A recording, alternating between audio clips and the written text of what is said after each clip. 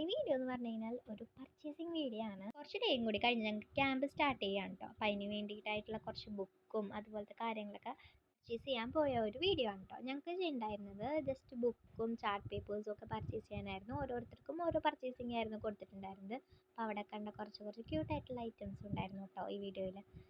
അപ്പോൾ ഞങ്ങളവിടെ കുറച്ച് ഐറ്റംസ് വാങ്ങി തുടങ്ങിയിട്ടുണ്ടായിരുന്നു. പിന്നെ ഞങ്ങൾ അവിടെ പലതരം സ്ലൈം കണ്ടിട്ടുണ്ടായിരുന്നു. അതിൽ ഏറ്റവും ഇഷ്ടപ്പെട്ടത് യൂണിക്കോണിൻ്റെ പല ഡിഫറെൻറ്റ് കളറിലെ സ്ലൈം ഉണ്ടായിരുന്നു കേട്ടോ. എനിക്കത് ഭയങ്കരമായിട്ട് ഇഷ്ടമായിട്ടുണ്ടായിരുന്നു. ഭയങ്കര ക്യൂട്ടായിട്ടുള്ളതായിരുന്നു കേട്ടോ.